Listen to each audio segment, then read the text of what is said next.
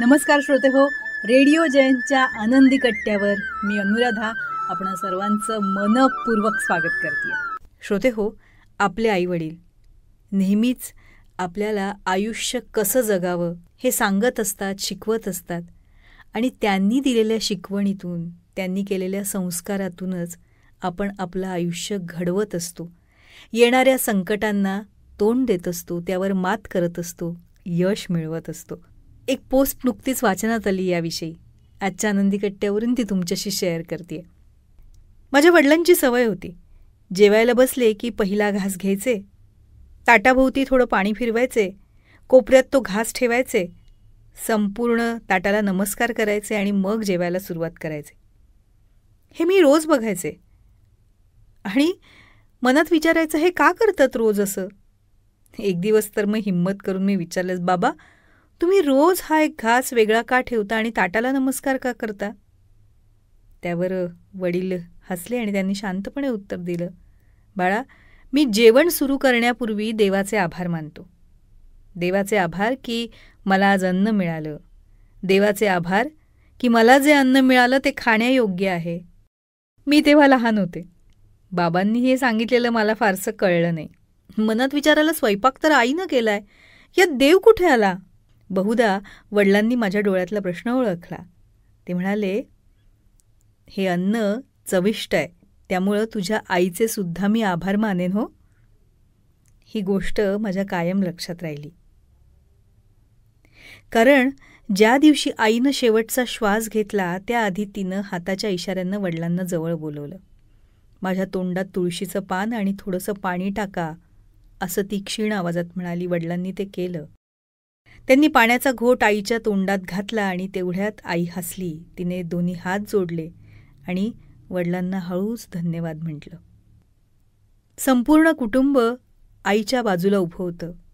तिच्या चेहऱ्यावर कुठेही वेदनेचा लवलेश नव्हता. ती आभार मानत गेली. धन्यवाद, एवढे वर्ष साथ दिल्याबद्दल, धन्यवाद माझ्या आजारात माझी सेवा केल्याबद्दल. खरंच आईचं जगणं अद्भुत होतं. आई गेल्यानंतर आयुष्याबद्दल मला फार मोह उरला नव्हता. खूप उदास राहायला लागले मी. त्यावेळेस वडिलांनी मला जवळ बोलावलं, बसवून घेतलं आणि म्हणाले, उदास राहू नकोस, आयुष्य समजून घे अगं. तुझी आई तुझ्याबरोबर अनेक वर्ष होती, याबद्दल विचार कर. मग ते सांगायला लागले, माझे वडील गेले तेव्हा मी फक्त 3 वर्षांचा होतो. तुला सांगू, देवाच्या प्रत्येक निर्णयामागे काहीतरी कारण असतं.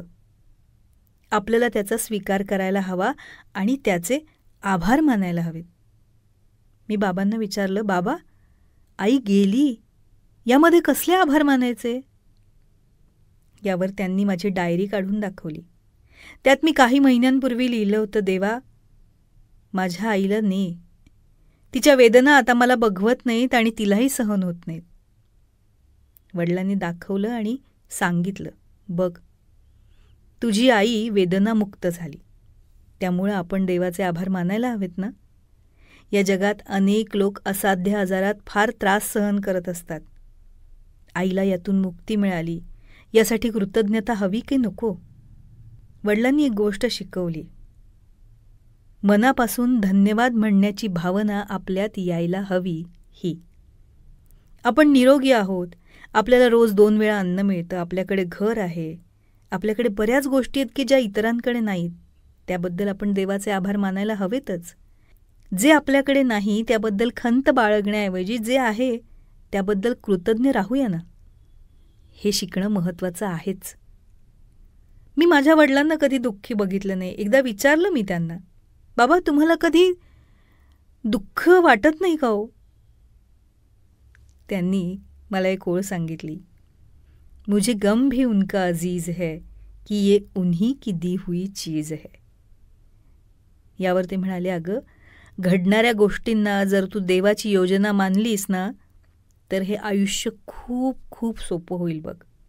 आणि जर तुला ही सवय लागली ना चांगुलपणा शोधायची, तर आयुष्य जास्त सुंदर वाटायला लागेल.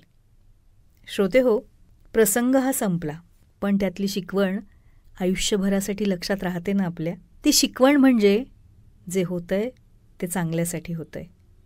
देव आपल्या बाबतीत जे करतोय यामागे त्याची काहीतरी नक्कीच योजना असणार आहे. त्यामुळं जे होतंय त्याबद्दलचा ॲक्सेप्टन्स हा आपल्यात असायलाच हवा. आणि दुसरी गोष्ट महत्त्वाची म्हणजे आभार मानायला शिकायला हवं. जे मिळतंय त्याबद्दल समाधान, जो देतोय त्याबद्दल मानलेले आभार, यानं नक्कीच आपलं आयुष्य सुकर व्हायला जास्त मदत होते. हो ना? तेव्हा श्रोते हो, हा होता आनंदी कट्ट्यावरचा आजचा सुंदर विचार. तुम्हाला तो कसा वाटला याविषयीची तुमची कमेंट बॉक्समध्ये नक्की लिहा.